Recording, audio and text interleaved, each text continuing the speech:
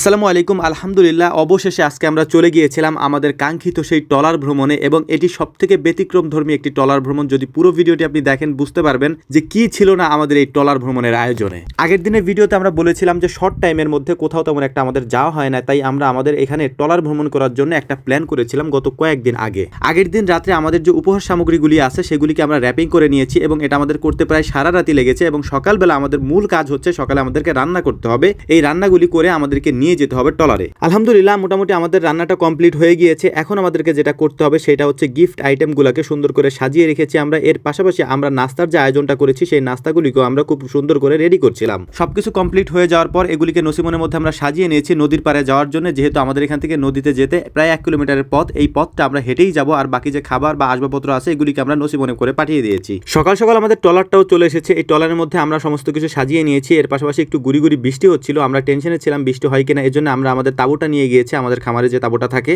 দেখলাম যে গুড়ি গুড়ি বৃষ্টিটা কিছুক্ষণ পরেই থেমে গিয়েছে। আলহামদুলিল্লাহ, আমরা এখন রওনা দিয়ে দিয়েছি আমাদের গন্তব্য চান্দার বিলের দিকে। এই চান্দার বিল অবস্থিত হচ্ছে গোপালগঞ্জ জেলার একেবারে সদর থানায়। আমি আপনাদেরকে ভিডিও শুরুতেই বলেছি আমাদের এই ট্রলার ভ্রমণ একেবারে ব্যতিক্রম। এটা আমি কেন বলেছি সেই কাজগুলি আপনারা দেখলে বুঝতে পারবেন ইনশাআল্লাহ। বেলা 11:30টার দিকে আমরা আমাদের নাস্তাটা পরিবেশন করে দিয়েছি সবার মধ্যে। এরপর আমরা একটা জায়গায় গিয়ে আমাদের ট্রলারটাকে থামিয়েছি। এখানে মূলত আমাদের সাংস্কৃতিক অনুষ্ঠানের কিছু আয়োজন আমরা সেরে ফেলবো ইনশাআল্লাহ। যে মাঠের কাছে আমরা আমাদের ট্রলারটা থামিয়েছি, এখানে মূলত আমরা আমাদের ফুটবল ম্যাচের আয়োজন করব এবং দৌড় প্রতিযোগিতার আয়োজন করব। প্রথমেই আমরা ফুটবল ম্যাচটা সেরে নিচ্ছিলাম আমাদের কয়েকটা গ্রুপে বিভক্ত হয়ে, যেহেতু আমরা অনেক লোক একসাথে এসেছি। যে কারণে আমরা যেহেতু সবাই একসাথে খেলতে পারবো না, তাই আমরা 3টা গ্রুপ করেছি, অর্থাৎ প্রত্যেক গ্রুপে 11 জন করে প্লেয়ার আমরা ভাগ করে নিয়েছি। এই খেলায় মোটামুটি 70 থেকে 80 জনের মতো আমরা এখানে এসেছি। তার মধ্যে সবাই প্রায় অংশগ্রহণ করেছে। এখানে এসেও 4 নম্বর আমি বাদ পড়েছি। এটা খুবই দুঃখজনক একটা ব্যাপার। তবে আনন্দের বিষয় হচ্ছে আমার ছোট ভাইরাই জিতেছে, ওরা জেতা মানেই আমরা জিতে যাওয়া। এরপর এখান থেকে আমরা আমাদের ট্রলারে উঠে তারপর আমাদের ট্রলারটা যখন কিছুক্ষণ চলতে শুরু করলো, এক জায়গায় থামিয়ে আমরা আমাদের দুপুরের খাবারটা সেরে নিচ্ছিলাম, কারণ এরপরে আমাদের মূল প্রোগ্রাম যেটা সাংস্কৃতিক অনুষ্ঠান